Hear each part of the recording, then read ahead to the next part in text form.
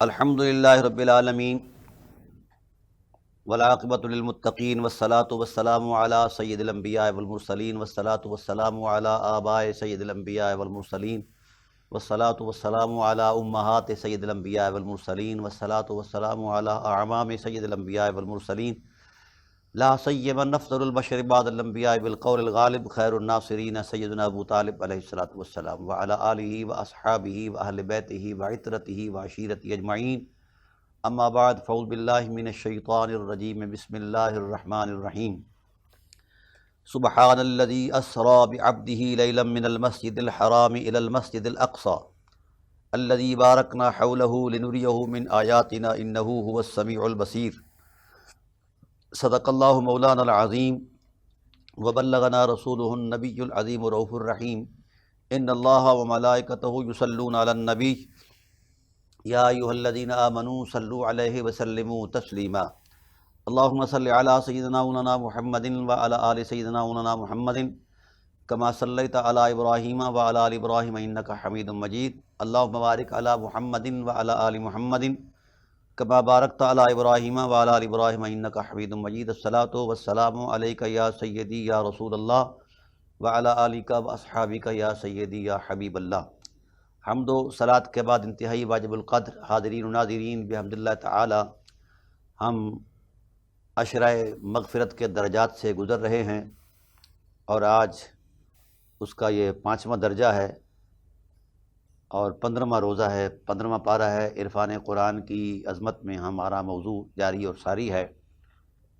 دعا ہے اللہ تعالی حق عرض کرنے کی توفیق نصیب فرمائے، حق سن کے سمجھ کر اس پر عمل کی توفیق رفیق نصیب فرمائے۔ اس مقدس پارے کے اندر اللہ تعالیٰ کی ذات نے بہت سارے حقائق سے نقاب کشائی فرمائی ہے، بہت ساری عظمتوں کو بیان فرمایا ہے اور بہت سارے اسرار اللہ نے اپنے کھولے ہیں، اور اس کا آغاز قدرت نے ایک ایسے مرتبے سے فرمایا ہے کہ قلب و روح نور سے بھر جاتے ہیں۔ رسول اللہ صلی اللہ علیہ وآلہ وسلم کے سفر معراج کا تقدس بیان فرمایا ہے، اور سفر معراج انسانی تاریخ میں یہ وہ حقیقت ہے جس کی برکات سے آج تک بلکہ قیامت تک لوگ مستفید ہوتے رہیں گے۔ یہ محض اعجاز نہیں، یہ اللہ تعالیٰ کی مشیت کا خصوصی اہتمام ہے اور اس امت پر رحمت ہے۔ بالخصوص حضور نبی کریم صلی اللہ علیہ وآلہ وسلم کی وہ انفرادی خصوصیت ہے کہ سوائے ذات مصطفیٰ صلی اللہ علیہ وآلہ وسلم کے اور کسی کے پاس، کسی کے دامن میں یہ مقام نہیں ہے۔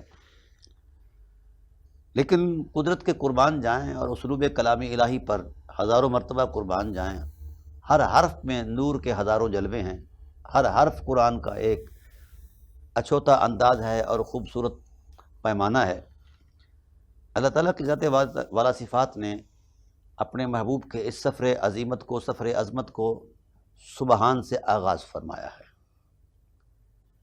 اس زمانے کا عقل اور شعور کا جو تصور تھا اور دائرہ کار تھا، وہ ماحول کے ساتھ مکس اپ ہو چکا تھا۔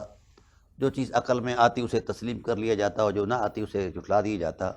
تو چونکہ یہ عقلوں کو بھی پسینہ آنے والی یہ حقیقت ہے، اور آج بھی عقل ماں حیرت ہے اس دور کے اندر بھی، جبکہ اپالو کہاں سے کہاں پہنچ چکا ہے، باوجود اس کے بھی آج عقل ماں حیرت ہے۔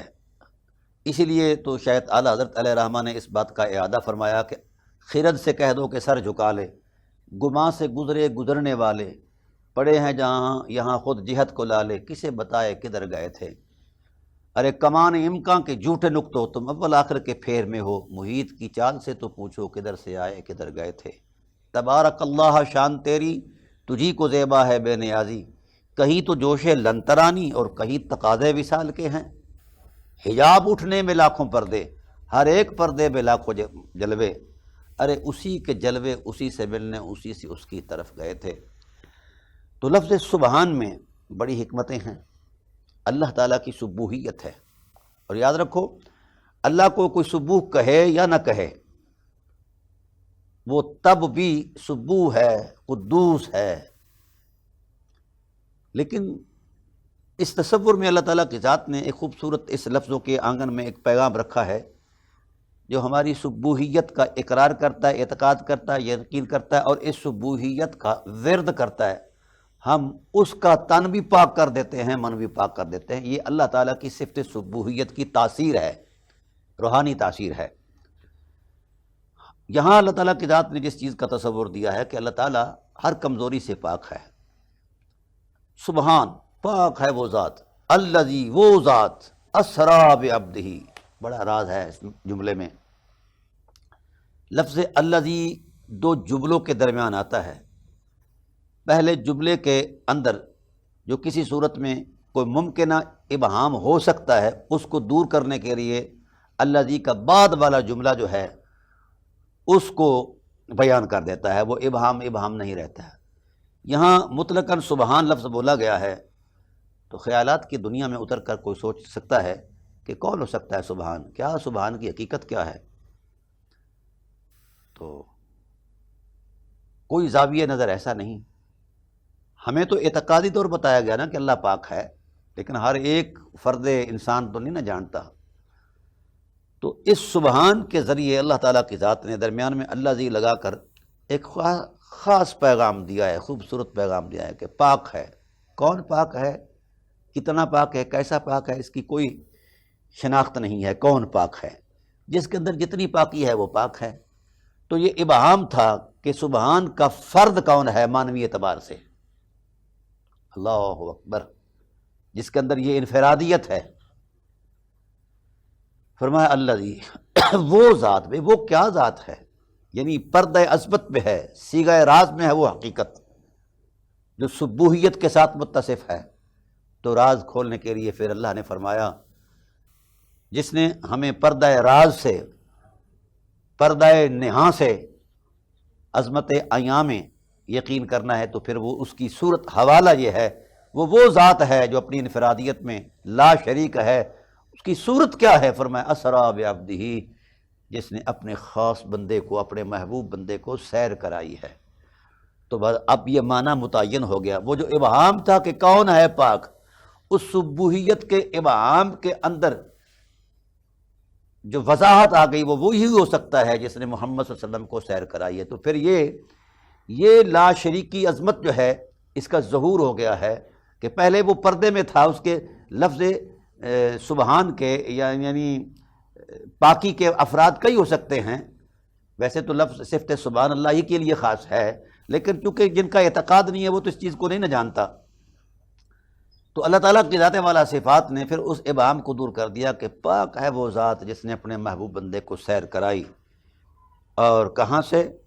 رات کے تھوڑے سے حصے میں، مسجد اقصیٰ سے، مسجد حرام سے مسجد اقصیٰ تک۔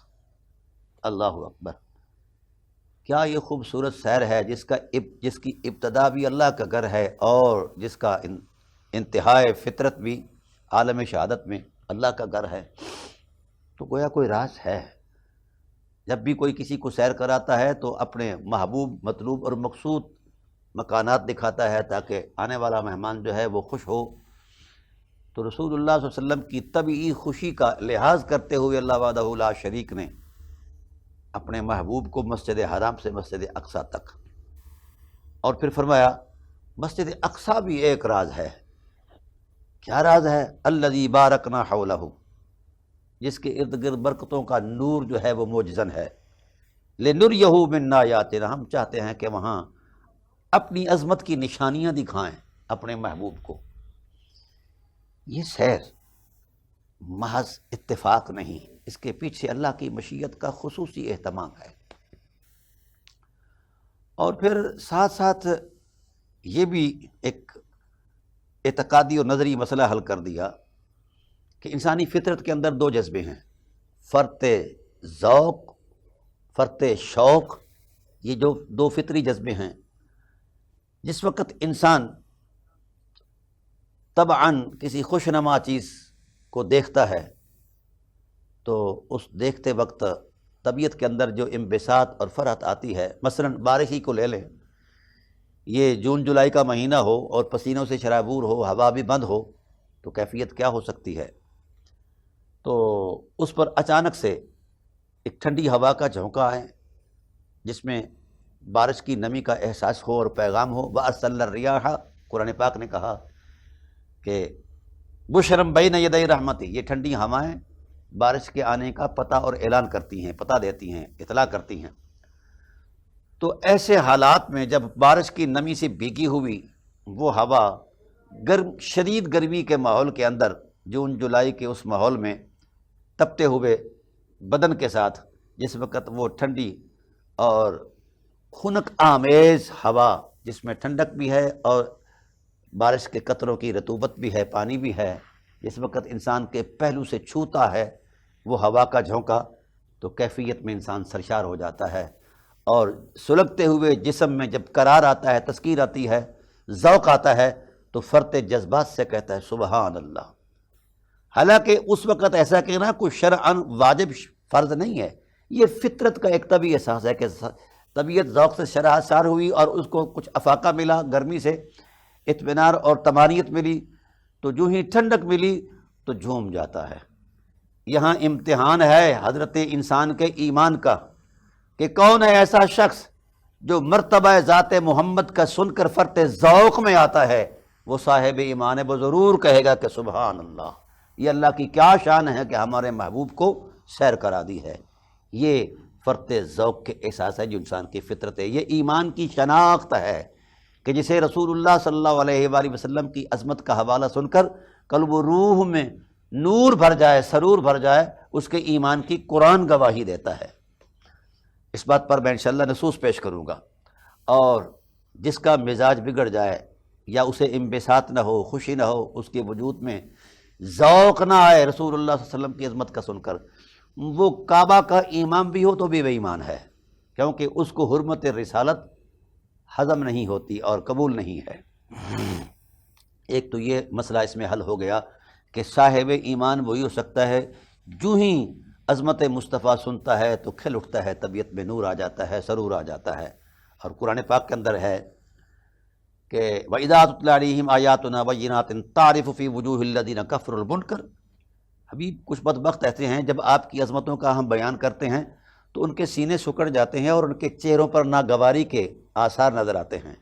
تو گویا طے کر دیا کہ کافر کون ہے، صرف انکار رسالت کرنے والا کافر نہیں ہے، وہ بھی کافر ہے جس نے رسول اللہ صلی اللہ علیہ وسلم کے مرتبہ اور مقام کو سن کر فرط ذوق میں جھوما نہیں ہے، اور اسے اس بات پر انقباض ہے اور اسے پریشانی ہو جاتی ہے کہ محمد صلی اللہ علیہ وسلم کی یہ کیوں شان ہے، یہ مرتبہ کیوں ہے۔ تو رسول اللہ صلی اللہ علیہ وسلم کے مرتبے کی عظمت کا قبول کرنا یہ ایمان کی تصدیق ہے، اور حضور سید عالم صلی اللہ علیہ وآلہ وسلم کے مرتبے کو قبول نہ کرنا یہ کفر کی علامت ہے، اور قرآن پاک میں پیچھے میں بیان کر چکا ہوں۔ وَهُمْ يَسْتَبْشِرُونَ، محبوب و خوشی سے جھوم اٹھتے ہیں جب تیرے حسن کی بات سنتے ہیں، جب تیرے تذکار کا ذکر چھڑتا ہے تو وہ سرمست ہو جاتے ہیں، پیار سے جھوم اٹھتے ہیں۔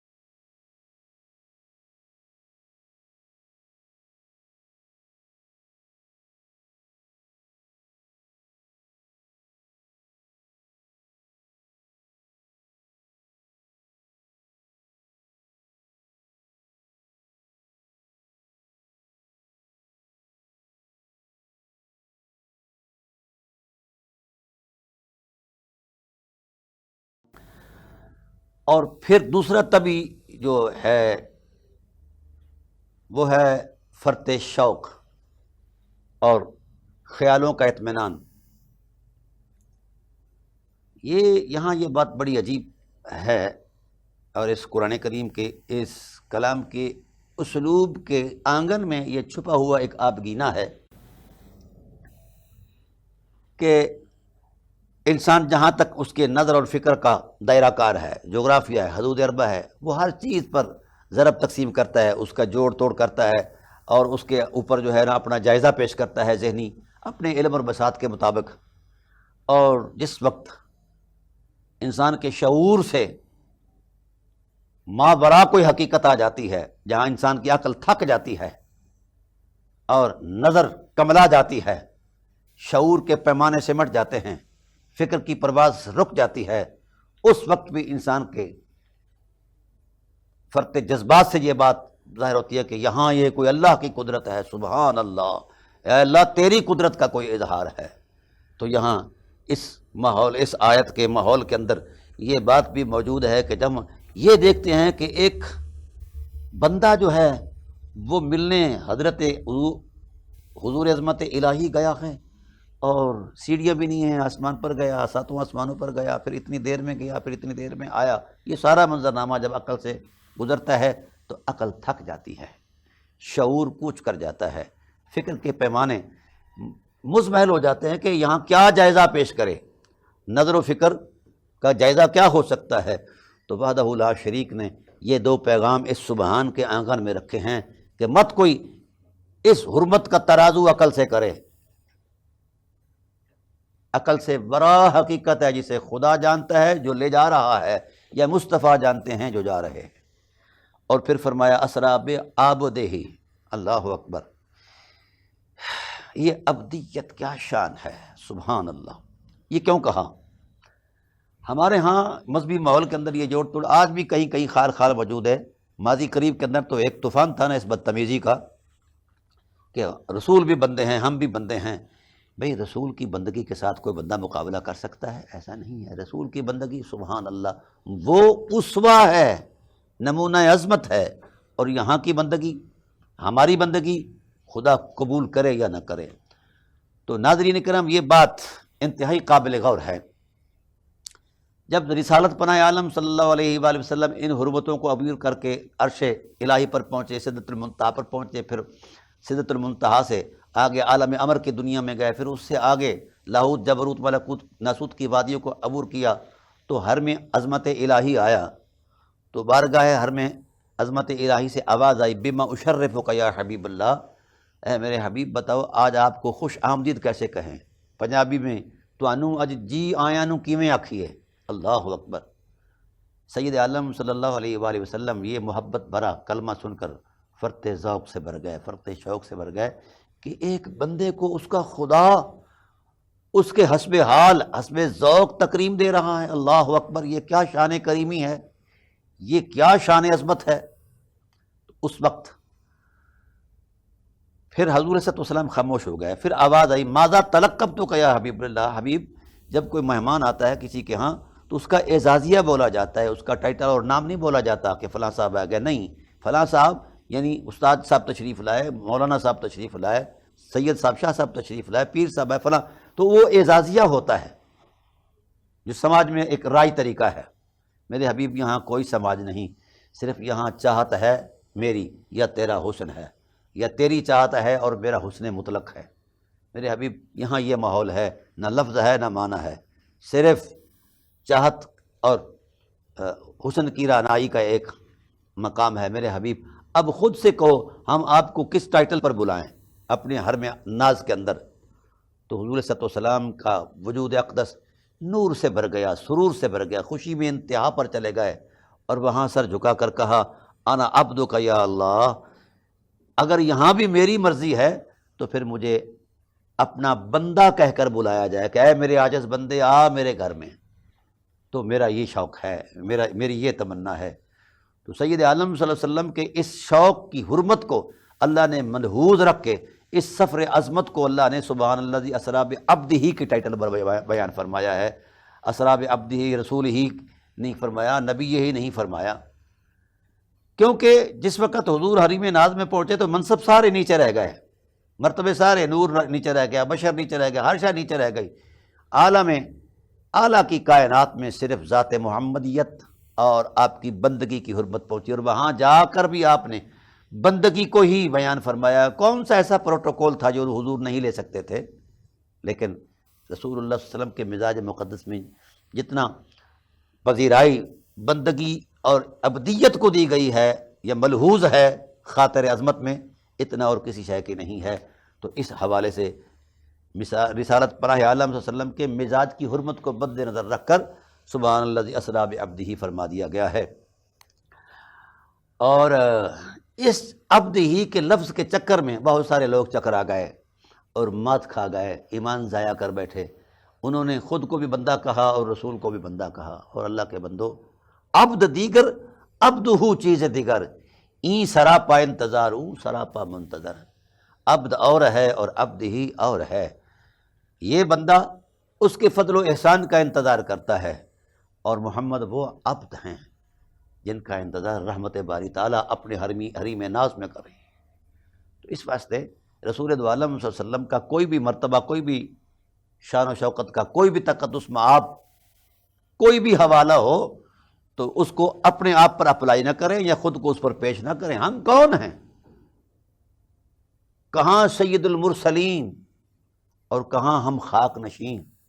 اس لیے امت کو چاہیے کہ وہ غلامی کے تصور میں، اعتبار میں رہے، آقا بننے کی کوشش نہ کرے۔ نہیں، پھپتا ہی نہیں ہے، پھر ہمارا کلمہ ہی ضائع ہو جائے گا کہ جب ہم آقا بننے کی کوشش کریں گے۔ نہیں، غلام غلام ہوتا ہے، آقا آقا ہوتا ہے۔ میرے رسول تو وہ آقا ہیں جو سید المرسلین ہیں، 1.25 پیغمبروں کی امامت کرانے والے، اور جن کو عالم امر میں ہی یہ کہہ دیا گیا تھا کہ یہ رسولوں کے تاجدار ہیں اور تمہاری رسالتوں کی تصدیق کرنے والے محمد ہیں۔ وَإِذَا أَخَذَ اللَّهُ مِيثَاقَ النَّبِيِّينَ لَمَا آتَيْتُكُم مِّن كِتَابٍ وَحِكْمَةٍ ثُمَّ جَاءَكُمْ رَسُولٌ مُصَدِّقٌ لِّمَا مَعَكُمْ لَتُؤْمِنُنَّ بِهِ۔ ہر نبی پابند ہے کہ وہ میرے نبی پر ایمان لے آئے۔ وَلَتَنصُرُنَّ بِهِ، اور خدمت گزاری کا بھی اسے حکم دیا گیا ہے۔ قَالَ أَأَقْرَرْتُمْ وَأَخَذْتُمْ عَلَىٰ ذَٰلِكُمْ إِصْرِي، خدا نے یہ وعدے لیے ہیں عظمت مصطفیٰ کے انبیاء سے، اور پھر فرمایا وَإِذَا أَخَذَ اللَّهُ مِيثَاقَ الَّذِينَ أُوتُوا الْكِتَابَ لَتُبَيِّنُنَّهُ لِلنَّاسِ۔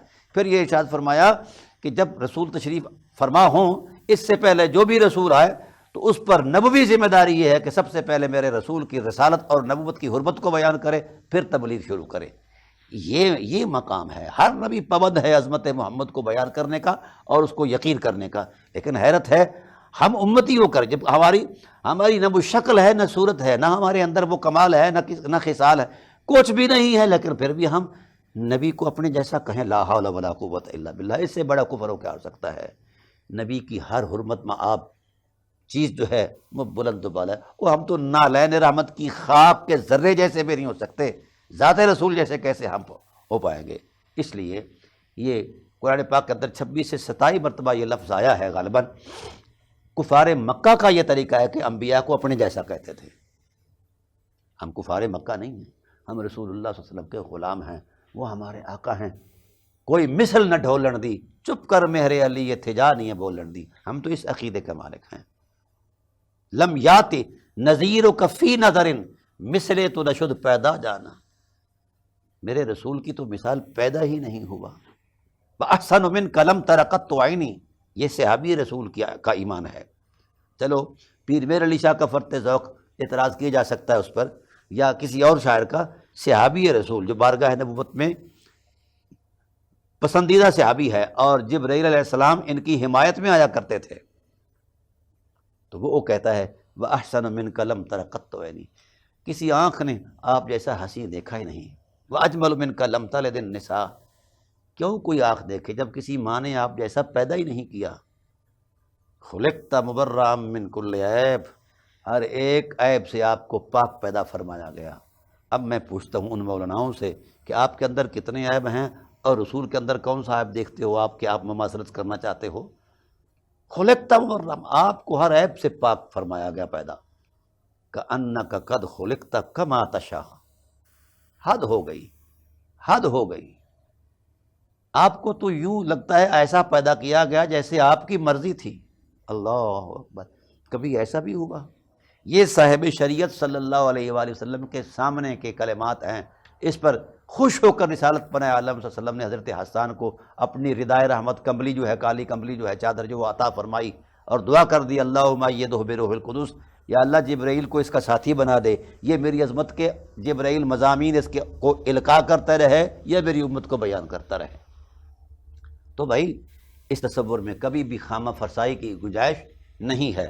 انشاءاللہ اس کا بقیہ معراج کا حصہ چونکہ وہ سورہ نجم کے اندر ہے، جب وہ آیات آئیں گی تو انشاءاللہ اس پر تفصیلی گفتگو کریں گے۔ اب ہم آگے چلتے ہیں۔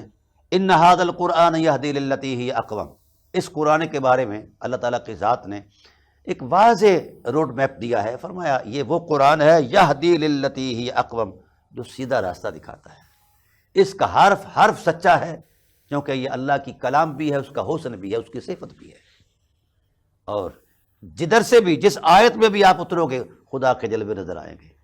اسی لیے رسول اللہ صلی اللہ علیہ وسلم نے ارشاد فرمایا میرے امتی کا اگر شوق بن جائے کہ وہ خدا سے بالمشافہ ملاقات کرے تو پھر قرآن کو کھول لے، آنکھوں سے دیکھے اور زبان سے تلاوت کرے، روح سے اس عظمت کا استقبال کرے، تو یہ اس کی براہ راست خدا سے ملاقات ہے. اور جس کا یہ ارادہ ہو کہ وہ رسول سے ملاقات کرے تو میری حدیثوں کی تلاوت کرے، میں حدیثوں کے ماحول میں رہتا ہوں. تو دوستان محترم، کتنا خوش بخت ہے وہ امتی جو ہر وقت جب دل چاہے خدا سے مل لیں. اللہ اکبر، اللہ اکبر. تیری معراج کے تو لوح و قلم تک پہنچا، میری معراج کے میں تیرے قدم تک پہنچا. آقا تیری ذات سبحان اللہ، تیری بات کیا بات ہے کہ آقا آپ کے ذات کے ساتھ جو وابستگی ہے، آپ کا جو پیار ہے، اتنی معراج دے دیتا ہے، اتنی شان دے دیتا ہے. ان ھذا القرآن یہدی للتی ہی اقوم ویبشر المؤمنین، یہ بشارت ہے مومنین کے لیے. کون ہے مومنین؟ الذین یعملون الصالحات، جن کے کردار میں سیرت محمد کے جلوے نظر آتے ہیں. ان لہم اجرا کبیرا، ان کے لیے بہت بڑا اجر ہے. جو ذات محمد کو اپنا لیتے ہیں وہ اجر عظیم سے نوازے جاتے ہیں. اور قرآن کے بغیر ہدایت کا تصور ہی غلط ہے. جس یقین کے اندر قرآن کا نور نہیں، وہ یقین ہی فرسودہ ہے، کفر ہے. وَأَنَّ الَّذِينَ لَا يُؤْمِنُونَ بِالْآخِرَةِ وَأَعْتَدْنَا لِلظَّالِمِينَ عَذَابًا أَلِيمًا، جو آخرت پر یقین نہیں رکھتے، ذات محمد کا احترام نہیں کرتے، ان کے لیے تو عذاب علیم ہے. اور پھر اللہ تعالیٰ کی ذات نے یہ ارشاد فرمایا وَكُلَّ إِنسَانٍ أَلْزَمْنَاهُ طَائِرَهُ فِي عُنُقِهِ. یاد رکھو یہ ساری چیزیں کل قیامت کے دن تمہارے گلے میں لٹکا دی جائیں گی. کون کتنا وفادار کون ہے اور غدار کون ہے. وفاداروں کے لیے اللہ نے اپنی رحمت کی آغوش رکھی ہے اور غداروں کے لیے جہنم کی بھڑکتی آگ رکھی ہے. کتابا منشورا اقرا کتابک کفی بنفسک الیوم علیک حسیبا. ہر ایک سے کہا جائے کہ مجھ سے نہ پوچھو یا فرشتوں سے نہ پوچھو، اپنا کیا دھرا، اپنے کردار، اپنے رویے، اپنی جو تیرے ساتھ کتاب ہے اس میں خود پڑھ، تجھے یاد آئے گا کیا کیا کرتوت کرتا رہا ہے. تو اگر رویوں میں رسول اللہ کا پیار ہوگا، اللہ اکبر، تو کیا حال ہے. جب طبیعت میں اس طرح کا نور و سرور ہوگا تو قرآن کہتا ہے تحیتہم یوم یلقونہ سلام. جس وقت وہ سر میدان حشر اتریں گے، ہم خدا ہو کر انہیں سلام کریں گے، تحفہ عطا کریں گے اور کہیں گے نزلا من غفور الرحیم. آج خدا میزبان ہے اور عاشقان مصطفیٰ میرے مہمان ہیں.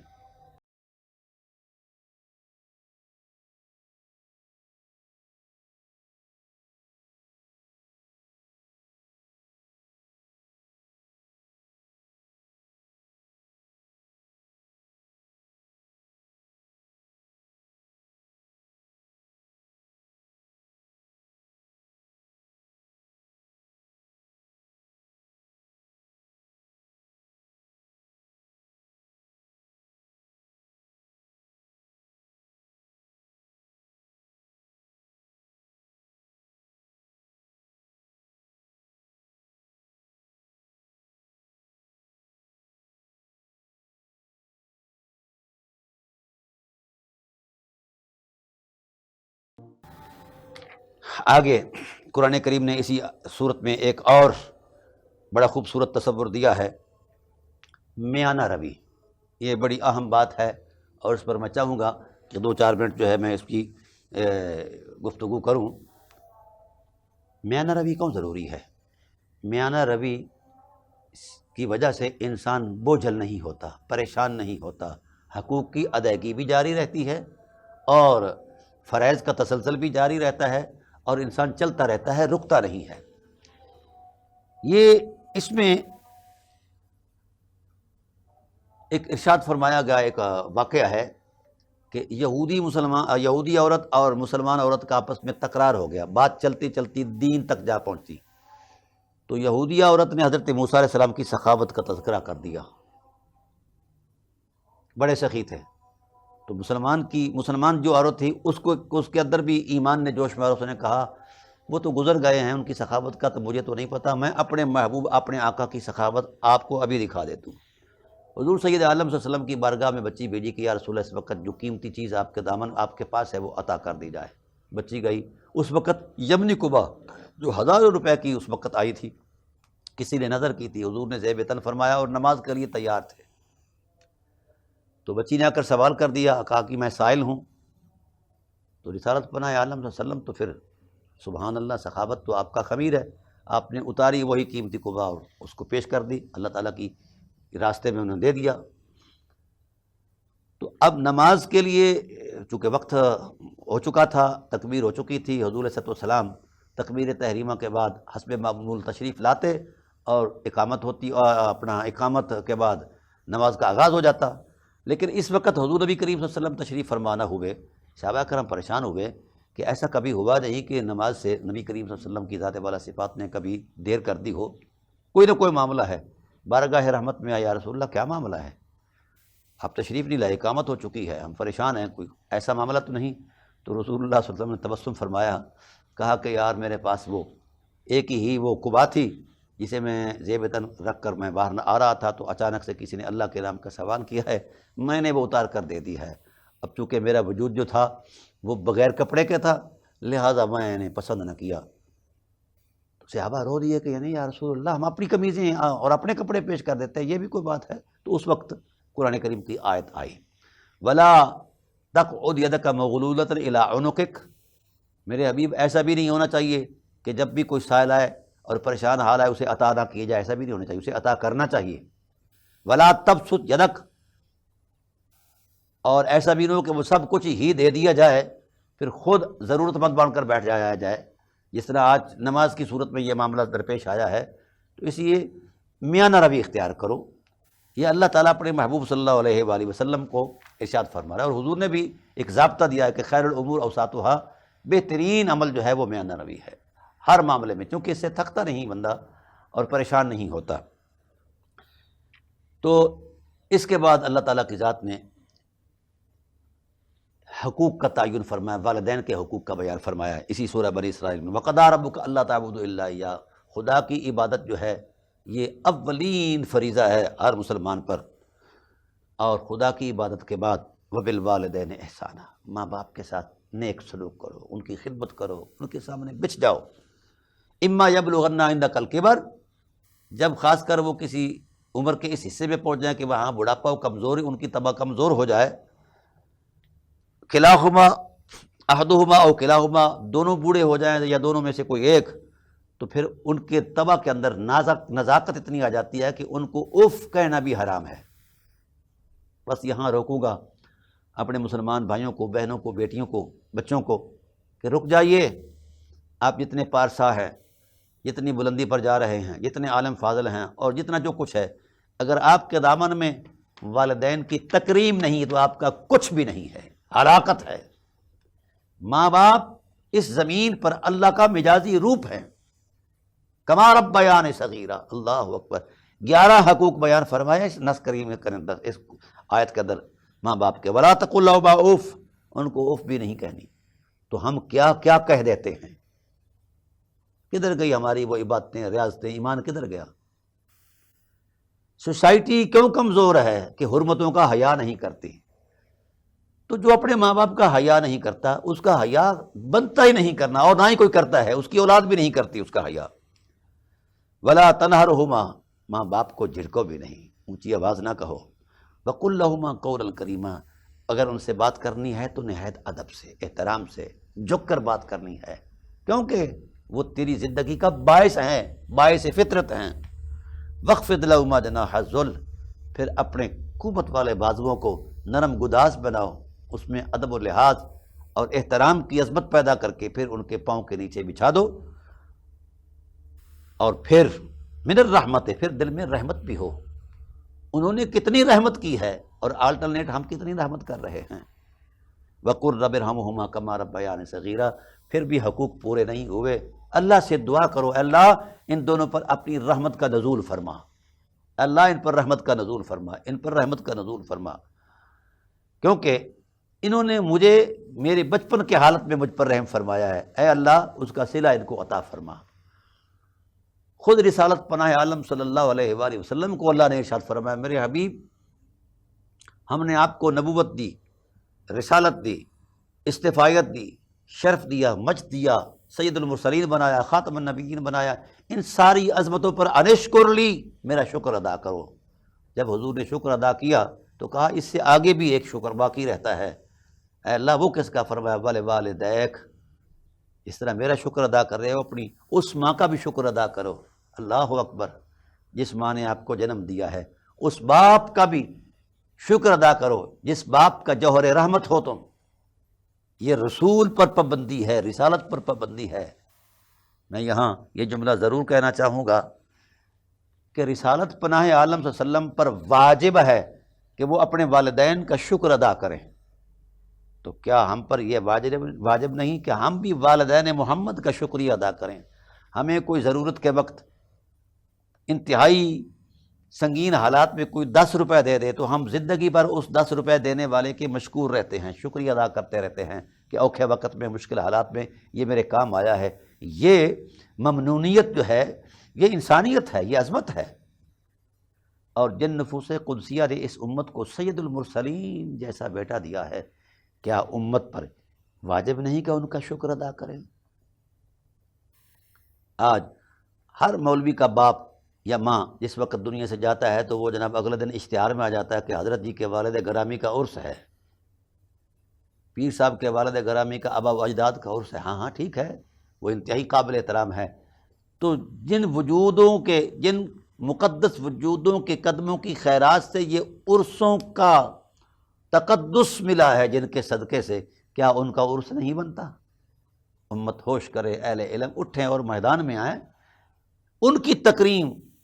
ہم اپنے جو ہمارے شیوخ ہیں، علمی شیوخ ہیں یا روحانی شیوخ ہیں، ان کے عرس مناتے ہیں، تو کیا جہاں سے ہمیں پیکر نبوت ذات سید المرسلین ملی ہیں ان وجودوں کا عرس نہیں بنتا اور ان کی کوئی تکریم نہیں بنتی؟ اتنی بڑی تکریم ہے کہ رسول فرماتے ہیں کہ میری ماں حالت نماز میں میں نماز پڑھ رہا ہوں نبوت والی، اور میری نماز کی یہ شان ہے، میری ذات کی یہ شان ہے کہ تم حالت نماز میں ہو تو میں تمہیں بلاؤں تو نماز توڑ کر میرے پاس آنا واجب ہے، اور میں اگر نبوت والی نماز پڑھ رہا ہوں اس شان کے ساتھ جس کا ہر لمحہ معراج ہے، تو میری ماں مجھے آواز دے سادہ لفظوں میں، وہ محمد کہے، تو میں نماز توڑ کر اپنی اماں کے قدموں میں پہنچ جاؤں گا۔ یہ شان ہے مائی آمنہ صلوات اللہ تعالیٰ علیہ کی۔ یہ اللہ کی عظمت کے وہ وجود ہیں، گواہی ہیں خدا کی عظمت، ان کی پاک دامنی، اخلاقی حرمت، عصمت، تقدس، شرافت، یہ نبوت کی گواہی ہیں۔ اس پر میں کبھی انشاءاللہ گفتگو کروں گا، کیونکہ الحمدللہ فقیر نے 3 کتابیں لکھی ہیں، عصمت والدین مصطفیٰ اور قرآن عظیم، وجاہت والدین مصطفیٰ اور قرآن عظیم، اور حرمت والدین مصطفیٰ اور قرآن عظیم۔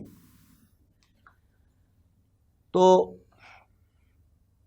ہم اس طرف کیوں نہیں آتے؟ یہ حقیقت ہے، یہ فرض ہے ہم پر، ہم ان کی حرمتوں کے تذکرے کریں، برکت ہوگی، زندگی میں بھی برکت ہوگی، بندگی میں بھی برکت ہوتی، رزق میں، مال میں، اولاد میں برکت ہوگی۔ ان کی برکات ایسی ہیں یار، جن کے خون مطہرہ کے مرکب کا نام سید المرسلین ہے، وہ خود کتنی شان کے مالک ہوں گے۔ بہرحال اس پر انشاءاللہ پھر، کیونکہ میں نے سچ ٹی وی کی سکرین پر 40 گھنٹے اس پر گفتگو کی ہوئی ہے، وہ یوٹیوب پر موجود ہے، شائقین حضرات جو ہیں وہ اس سے استفادہ کر سکتے ہیں۔ پھر اس کے بعد اللہ تعالیٰ کی ذات نے ہماری ایک خرابی کو بیان فرمایا۔ خرابی تو کفار مکہ کے ہاں تھی نا جی، اور وہ خرابی تسلسل میں ہمارے اندر بھی پائی جا رہی ہے۔ کثرت اولاد کو ہم پسند نہیں کرتے کہ جی روزی پوری نہیں ہوتی، یہ کفار کا طریقہ ہے۔ وَلَا تَقْتُلُوا أَوْلَادَكُمْ خَشْيَةَ إِمْلَاقٍ، اللہ نے فرمایا کہ روزی کے خوف سے اپنی اولادوں کو قتل نہ کرو۔ نَحْنُ نَرْزُقُكُمْ، جب ہم نے تمہیں رزق دیا ہے، وَإِيَّاكُمْ، اور انہیں بھی ہم رزق دیں گے۔ إِنَّ قَتْلَهُمْ كَانَ خِطْئًا كَبِيرًا، کائنات کا بدترین گناہ ہے کہ اپنی اولاد کو اس اندازے سے، اس حوالے سے مارا جائے کہ جناب والا یہ ہماری روزی پوری نہیں ہوتی۔ میں نے اس پر تھیسس بھی لکھے ہیں، بڑے سارے میرے خطابات ہیں، اس پر میں نہیں جانا چاہتا، البتہ یہ بات ضرور کرنا چاہتا ہوں کہ یہ کفر ہے، اور ہمیں اوور پاپولیشن پرابلم کا دے کے نا ایک جھانسا ہمیں کفر میں دھکیلا جا رہا ہے۔ بچے دو ہی اچھے، اگر دونوں ہی نہ رہیں پھر کیا اچھا، پھر کھیلتے رہیں گے ہم۔ اللہ کے بندو، رزق کی تقسیم کا طریقہ کار غلط ہے۔ ایک طرف ایک شخص کے کتے جو ہیں وہ شہد چاٹ رہے ہیں، اور دوسری طرف فٹ پاتھ پر پڑا ہوا ایک غریب ہے، اس کے لیے ایک ٹائم کی روٹی بھی نہیں ہے۔ یہ طریقہ کار ہے۔ تو ایسے میں سوسائٹی، اور اسلام کی سوسائٹی خاص کر کیسے چلے، برکت کیسے آئے؟ میں نے دیکھا ہے اور آج بھی موجود ہے کہ بڑے بڑے جناب اللہ جو کرپٹ قسم کے لوگ ہیں، خواہ وہ سرکاری ہیں خواہ غیر سرکاری ہیں، انہوں نے جو مال دھاڑ مارا ہوا ہے وہ انہی چیزوں پر اپنا سایہ سرمایہ جو ہے وہ صرف کر رہے ہیں۔ کوئی کتے لڑا رہا ہے، کوئی کبوتر لڑا رہا ہے، 5-5 لاکھ کا جناب اللہ کبوتر آتا ہے، ہاں جی، اور پھر کچھ جانوروں کو لڑا رہا ہے، کچھ کر رہا ہے، کوئی کچھ کر رہا ہے۔ تو میری جان، اس کا حساب دینا ہے۔ جانور کی قدر و قیمت ہے، آپ کا تیتر اور بٹیر بادام کھائے اور غریب کے بچے کو پانی کا گلاس بھی نہ ملے۔ قرآن کریم کے اندر آتا ہے کہ ان کے بارے میں باز پرس ہوگی، تم سے پوچھا جائے گا کہ یہ بدماشی کیوں کرتے رہے ہو۔ جتنے اللہ تلل تم شوق میں اڑا دیتے ہو، کم از کم اس کے اندر جو ایک جائز حصہ ہے مسلمانوں کا، مساکین کا، فقراء کا، اس کو تو کم از کم پے کرو۔ کاش اس جگہ پر یہ خود کو کھڑا کر کے دیکھے جہاں ایک یتیم کھڑا ہوتا ہے، مسکین کھڑا ہوتا ہے، فقیر کھڑا ہوتا ہے، پھر اندازہ ہو کہ فقر کیا ہے، یتیمی کیا ہے، مسکینی کیا ہے۔ خدا را اپنے دین کے اندر رہیے، دین سے باہر نہ جائیے۔ یہ ایک ڈرامہ ہے اوور پاپولیشن پرابلم، کوئی پرابلم نہیں ہے۔ جب تو پیدا ہوا تھا اس وقت پرابلم نہیں تھا، اس وقت بھی جو تیرے ساتھ 9 بہن بھائی اور بھی پیدا ہوئے، اس وقت پرابلم نہیں آیا، پرابلم آج آیا ہے۔ یہ ڈرامہ ہے اور غلط ہے۔ یہ رزق کی تقسیم کا طریقہ کار شریعت حسنہ کے مطابق ہو تو پھر کہیں بھی نہ بھوک رہتی ہے نہ افلاس رہتا ہے۔ ہم نے شریعت کو مانا کب ہے؟ شریعت کو جب امت مسلمہ مان لے گی تو اس تھوڑے سے رزق میں اتنی وسعت پیدا ہو جائے گی کہ ختم ہونے کا نام نہیں لے گا۔ اور ہمارے تجربے میں یہ بات گزری ہے۔ مجھے اپنے بچپنے کا اچھا ایک وقت یاد ہے کہ 40 سے 45 من گندم ہمارے ہوا کرتی تھی، اور سارا سال ہم بھی کھاتے اور ہمارے مہمان بھی کھاتے، ہمارے جانور بھی کھاتے، آس پاس کے لوگ بھی کھاتے، کبھی ختم ہی نہیں ہوتی تھی۔ اور آج 1200-1400 من ہوتی ہے تو پھر چوتھے مہینے میں ہمارے جو بھڑولے ہیں وہ ختم ہو جاتے ہیں۔ تو یہ چیزیں میں اپنے آپ کے اندر دیکھوں، آپ اپنے آپ کے اندر دیکھیں کہ ایسا کیوں ہے؟ کہاں 40 من گندم اور کہاں 1200 من گندم۔ اس وقت نہ بھوک محسوس ہوتی تھی، نہ افلاس محسوس ہوتا تھا، اور آج سب کچھ محسوس ہوتا ہے۔ میں نے اس اللہ کے رزق کا وہ احترام نہیں پورا کیا جو احترام اس کا بنتا ہے، اس کی تقسیم نہیں سیکھی، نہ میں نے جناب عشر نکالا ہے، نہ میں نے زکوٰۃ نکالی ہے، نہ کچھ۔ اللہ کے بندو، یہ حقوق ہیں، یہ ادا کرنے ہوں گے۔ تو یہ نظریہ بالکل کفر ہے۔ جو شخص یہ سوچتا ہے کہ جناب والا قتل کر دیا جائے اولاد کو، فلاں ہو جائے، یہ ہو جائے، وہ ہو جائے، اس ڈر سے کہ جناب والا رزق نہیں پورا ہوتا، ایسا نہیں ہے۔ نحن نرزقکم، اللہ جب تمہیں رزق دیتا ہے تو ان کا رزق بھی اس کے ذمہ کرم پر ہے۔ وما من دابۃ فی الارض الا علی اللہ رزقها۔ تو ناظرین کرام، انشاءاللہ اس کی وضاحت جو ہے اگلی نشست میں کریں گے انشاءاللہ العزیز۔ ابھی ہم سورہ بنی اسرائیل میں ہیں۔ اللہ تعالیٰ کی بارگاہ میں دعا ہے کہ اللہ تعالیٰ ہمیں انصاف کا مزاج نصیب فرمائے اور ہمارے ضمیر کو، خمیر کو وہ نور عطا کر دے جس سے ہماری زندگی کی رونقیں بحال ہو جائیں۔ وما علینا الا البلاغ المبین۔